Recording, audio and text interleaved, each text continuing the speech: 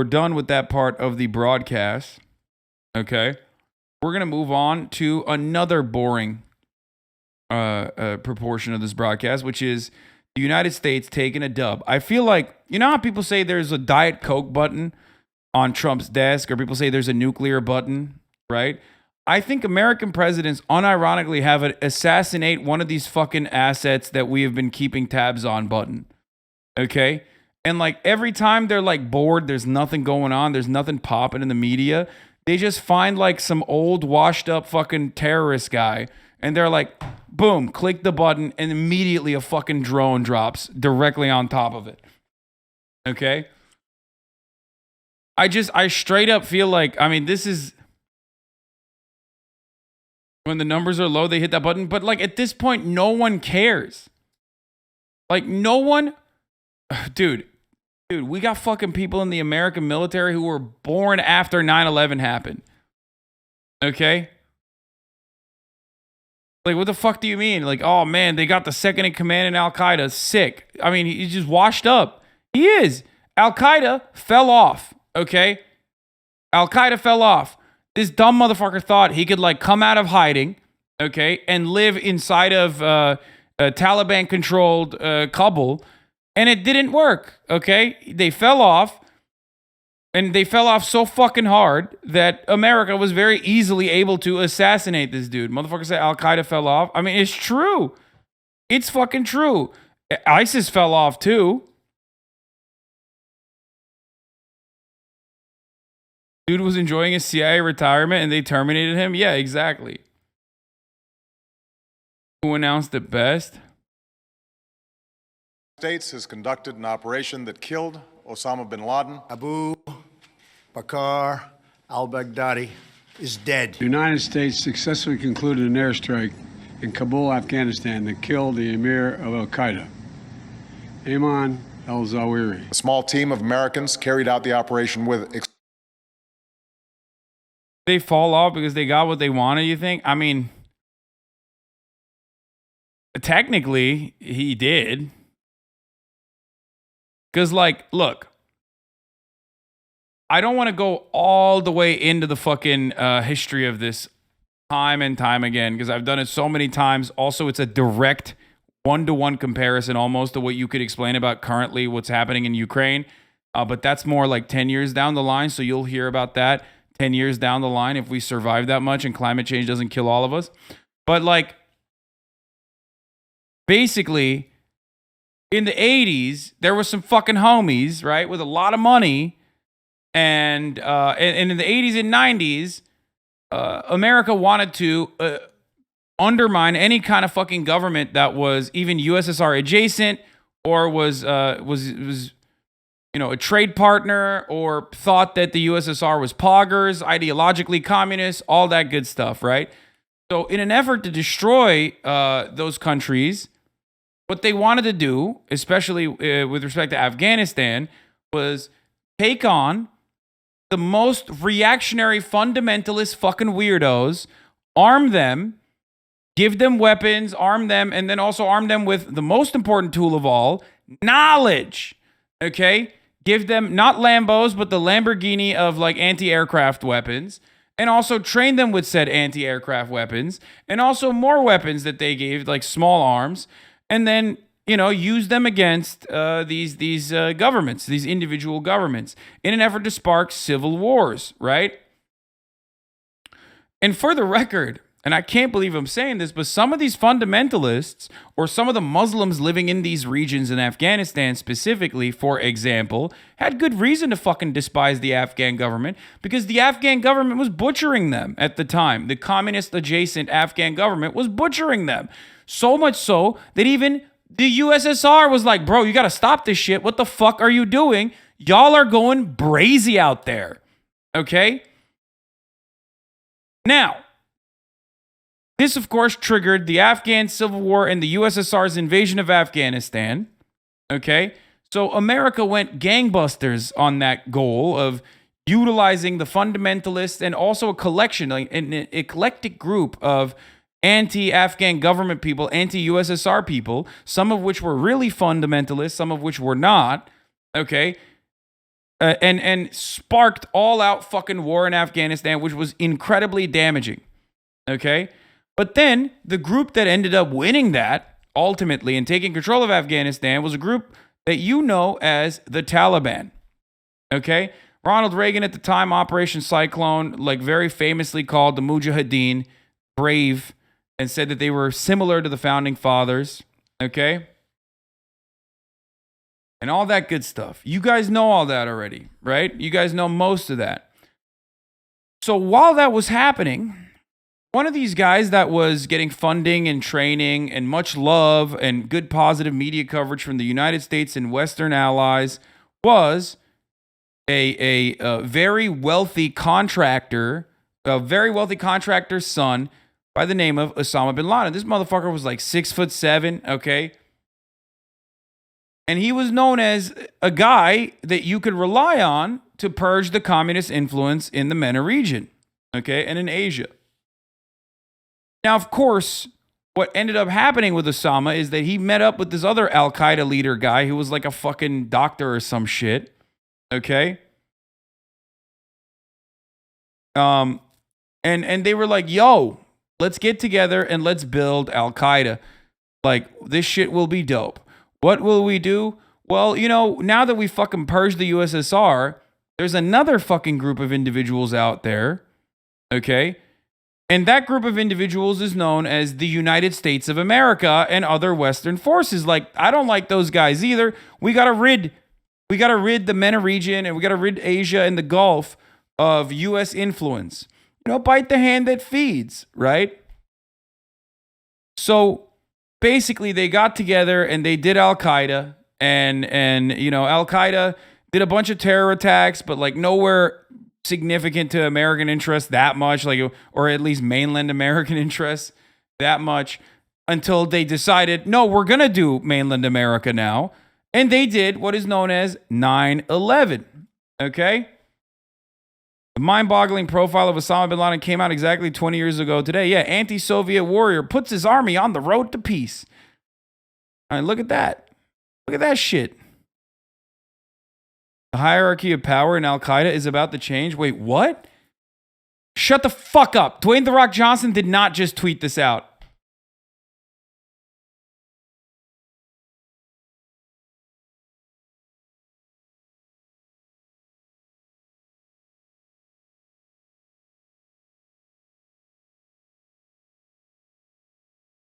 He did it again. No, it's a parody of his announcement of the killings of Osama. Yeah, I know. That's why I said he did it again. What the fuck?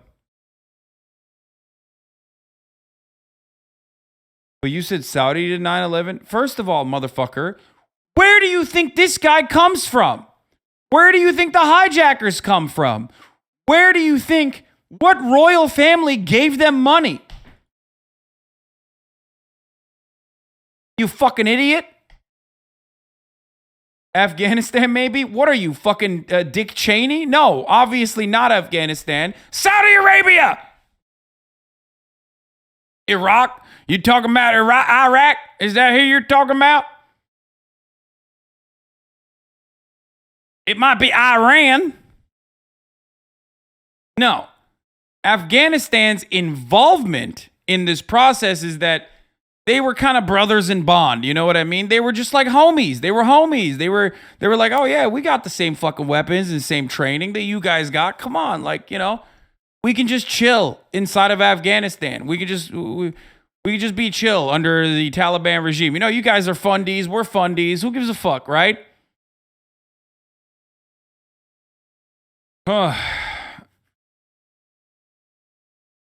So, they were letting al-Qaeda couch surf. Yeah, that's a good way to describe it. And that's kind of where they were training and stuff.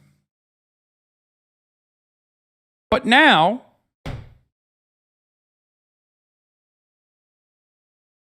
don't the U.S. sell weapons to Saudi Arabia? You are going to be very shocked to find out that those weapons end up in the hands of al-Qaeda regularly.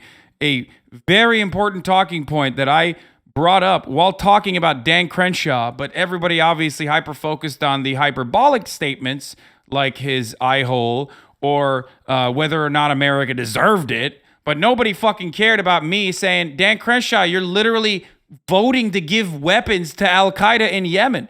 If you guys remember that.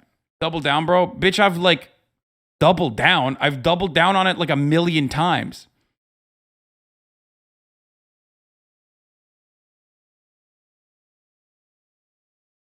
I'm so sick and tired of your constant conspiracy theories like the U.S. funded al-Qaeda and the film industry is an arm of the U.S. military.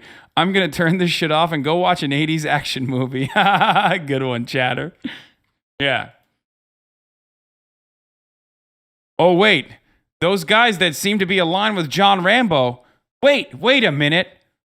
Aren't those guys the guys that we've been, spending the past 20 years killing? What the fuck?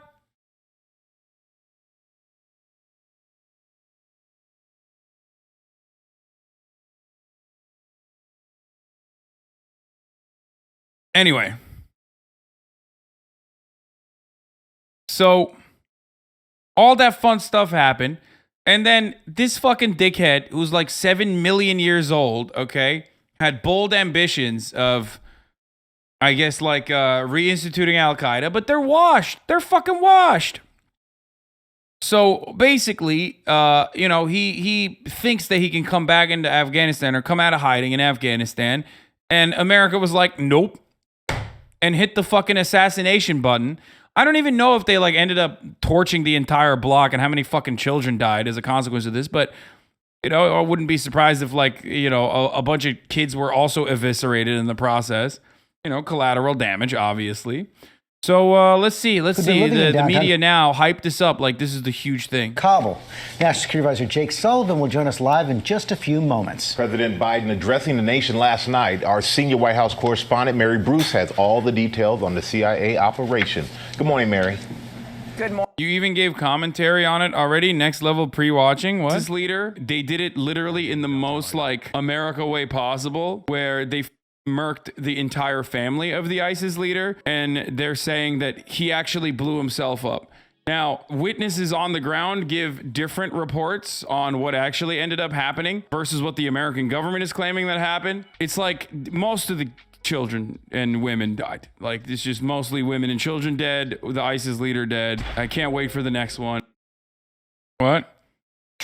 Strong point in favor of your theory that we have these PR stunts ready to go. Trump had a chance to kill al-Qaeda's leader, but didn't because he didn't recognize the name, report says. Bro, I'm telling you, dude. I'm telling you. They, like, dude. Okay, listen to me. Osama bin Laden was literally down the fucking street from Pakistan, which is a CIA client state, operated almost entirely by the fucking CIA, working to benefit the interests of the American State Department.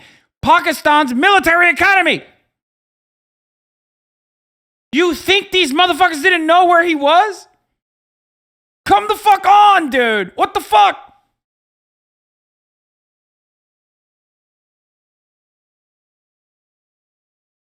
Shit. Morning, Mike. Oh, you paused before the prediction? ISIS leader one, murder was so good, so poggers, where's the next one? You know what I'm saying? Like, hella kids died, dude. It's crazy. Yeah, 13 civilians, including 6 children and 4 women were killed. Wait, where's the prediction? Process. And they said it was a secondary explosion. Do you guys remember? Where's the prediction? I'm not making a prediction about al-Qaeda here. Anyway, it doesn't matter. Okay, look.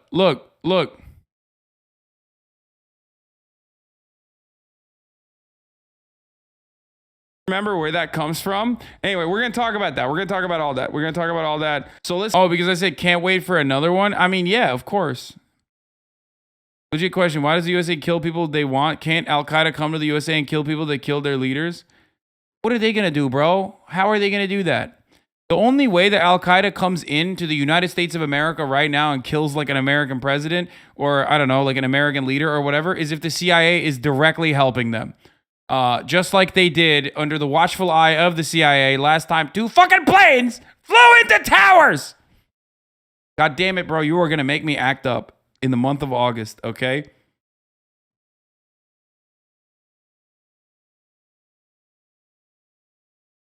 Jesus Christ.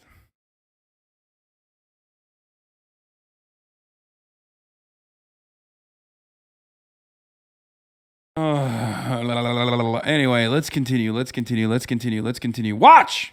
Michael, well, this was an extraordinary CIA operation Extraordinary. Oh my God. No one could have ever foreseen this. kept secret for many months, tracking Zawahiri's every movement and culminating in a precision strike ordered by the president. This morning, new details about the CIA drone strike in downtown Kabul that left one of the most wanted men in the world dead on his balcony. Justice has been delivered, and this terrorist leader is no more. Ayman al-Zawahiri, the leader of al-Qaeda, had been Osama bin Laden's right-hand man, a key architect behind the bombings of American embassies in Kenya and Tanzania, the suicide bombing of the U.S. Navy ship Cole off the coast of Yemen, and the attacks on the World Trade Center and the Pentagon in September of 2001 that left nearly 3,000 dead, hunted by the U.S. for more than 2 decades. No matter how long it takes, no matter where you hide, if you are a threat to our people, the United States will find you and take you out.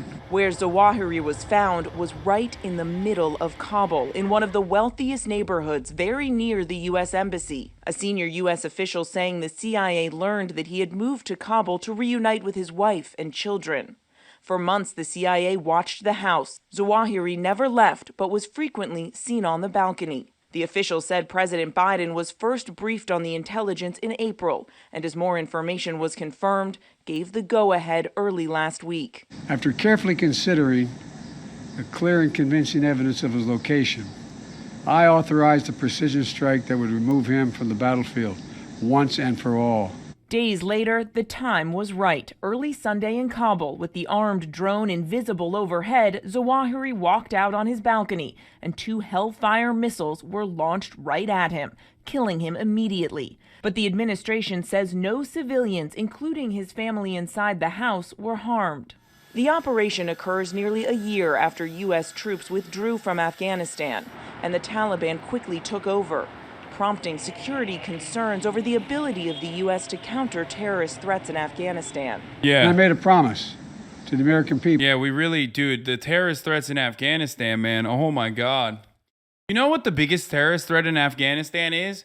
America not giving Afghanistan and the current government that we gave Afghanistan to, it's fucking billions of dollars. Okay? That's the biggest threat of terror to the lives of the Afghan people at this moment. Okay? That's it. This shit sucks. Shut the fuck up.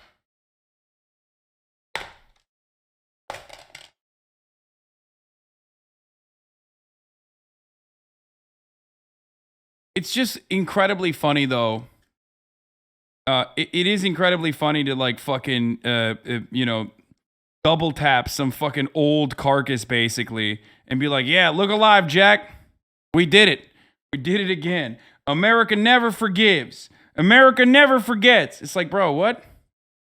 He already succeeded, dog. It's too late. You can fucking 2-tap him all you want. This motherfucker already got what he wanted.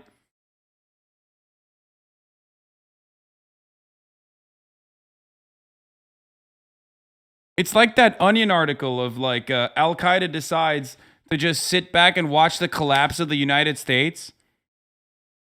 It's just true.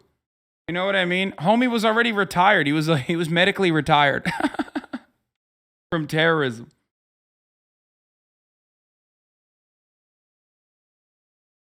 Anyway. Look alive, Jack. The funniest part about it is that America basically built a competitor to al-Qaeda and participated in the collapse, or rather, like, you know, when we think like al-Qaeda is washed, like when we say al-Qaeda is washed, L plus ratio, like part of it is because we built the competitor, ISIS. Like we literally built the competitor, and then we also fucking, we keep using them as like a major W as well.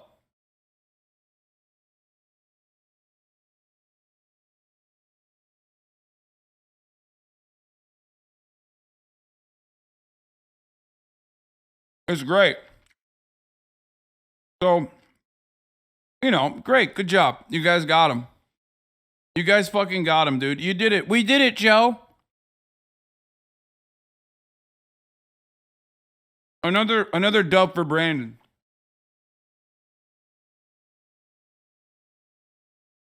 I just don't believe that like anyone gives a shit about it, but maybe I'm That wrong. we continue to conduct effective counterterrorism operations in Afghanistan and beyond. We've done just that. But the fight against al-Qaeda and ISIS is far from over.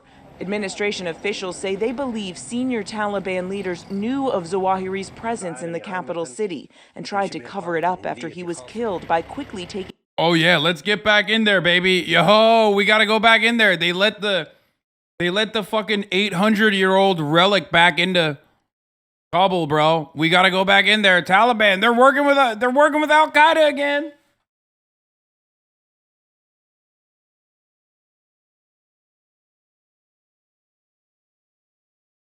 Uh-oh.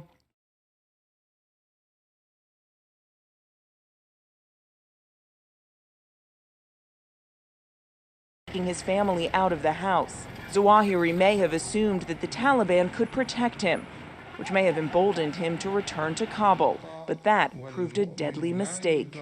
We have eliminated the emir of al-Qaeda. He will never again allow Afghanistan to become a terrorist safe haven.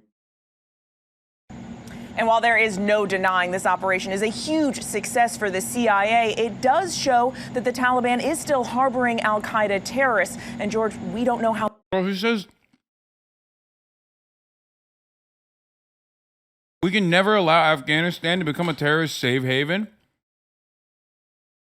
And it's like, bro, we did that. Like, it's already there. You say the Taliban are terrorists too. Like, what do you mean? And we gave the country to them. Like, who the fuck? So what is it then?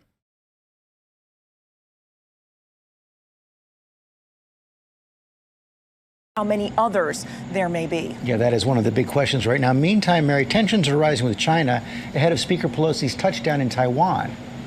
Yeah, China making clear they would view any potential trip by the speaker as a major provocation because, of course, they view Taiwan as their sovereign territory. China saying they could even fire... So do you. So do you. Shut the fuck up. So do you. Again. So do you. Missiles around Taiwan, potentially breaching airspace or water in the region. Now, I'm told this trip by the speaker is still very much on the table. The president has said that the military thinks this is not a good idea, but the White House is also stressing that the speaker has every right to go. Anyway, this is a L for Dark Brandon, dude. Just bringing national security But hey, let's hear more coverage about how fucking incredible this was. Hold advisor on. Jake Sullivan right now. Jake, a lot to talk about this morning. Let's start with what Mary was just saying about Speaker Pelosi's trip to Taiwan. How worried are you about China's response? Well, first, I think it's important to note that this is the Speaker's decision because Congress is an independent branch of government and members of Congress determine where they're going to travel. Second, a Speaker of the House has previously traveled to Taiwan, so there is precedent for this. And members of Congress go there all the time, including many who have gone there this year. So if China chooses to try to turn a potential visit by the Speaker into a crisis or tries to use it as a pretext to take aggressive action around Taiwan, that's on them. The United States is not looking for escalation, but if It's awesome when you say it happens all the time, which is why the last time it happened was in 1997. When China was like literally just drastically different with respect to its global power too. Like, oh, we're not looking for escalation, but like we will fuck you up, actually. We will fuck you up. Yo, hold me back. Hold me back. I will fuck you up, dude.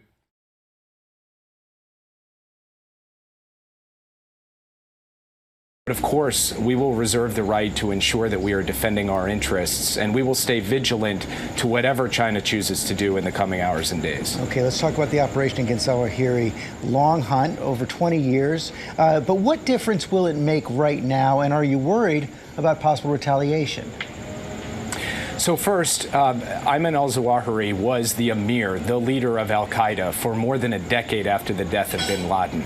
He was the man who was the most inspirational figure, the strategic leader, someone who sent guidance regularly to affiliates around the world, someone who sent out messages inspiring his followers to attack and kill Americans and harm the United States, someone who tried to hold together a global network of terrorists that could continue to threaten both America and Americans. And taking him out has undoubtedly made the United States safer. It's also done one other thing, George. It has proven the president right when he said 1 year. Oh, dude, I love it when they say this. It's like, yeah, I know the fucking mass shooter killed half the town, but guess what? The cops finally ended up killing him as he was leaving and had no more bullets left. Except it's even worse than that because, like, they killed him literally 20 fucking years after. Like, they couldn't even get him for the 20th anniversary. You know what I mean? Like, he said, America is so much safer now that this 800-year-old relic has been murdered.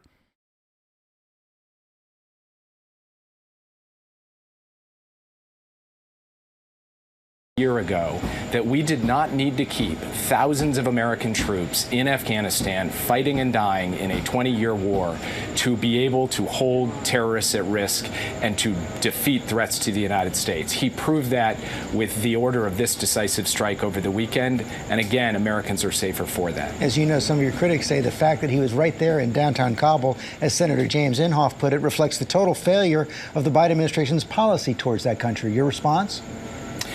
My response is, number one, Ayman al-Zawahiri is no more. We have taken the leader of al-Qaeda off the battlefield.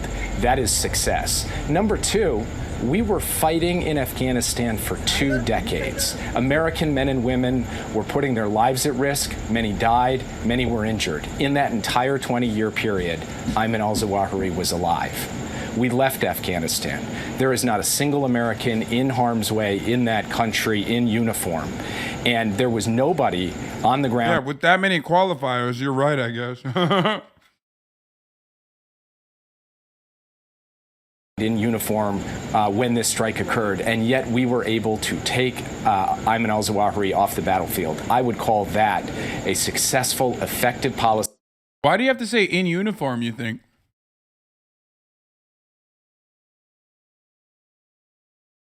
I wonder why he had to say that. That protects our troops, protects our people, and ensures that Afghanistan will not be a safe haven for terrorists. It certainly was not a safe haven for Ayman al-Zawahiri. But how will the United States hold the Taliban accountable for violating the Doha Agreement, harboring the leader of al-Qaeda? Dog, what are they going to do? Steal more of their money? Like, what are they going to do? We already have all the money. Like, the only thing remaining is just, like, steal more of their money. You can't do that. What are they going to do? Starve them further with sanctions? Oh, wait, they're doing that. The only thing that George Stephanopoulos can, the only thing we have in our tool belt at this point is just fucking invading again. Well, first, we have shown, not just in word but in deed, we're prepared to take action to defend our interests, and the Taliban understand we'll keep taking action to ensure that no al-Qaeda leader who is threatening the United States can possibly have safe haven in Afghanistan or anywhere else in the world. We are in direct communication with the Taliban on this, and I'm not going to telegraph our next moves, but the Taliban well understand the United States is going to defend its interests resolutely and ensure that Afghanistan cannot be used as a platform to attack our country. Jake Sullivan, thanks for your time this morning. Well, hey there, GMA fans. Robin Roberts here. Thanks for checking out our YouTube channel. That's so funny because they have to say that. Because, like, that was the justification for the Afghan invasion post 9/11. Like,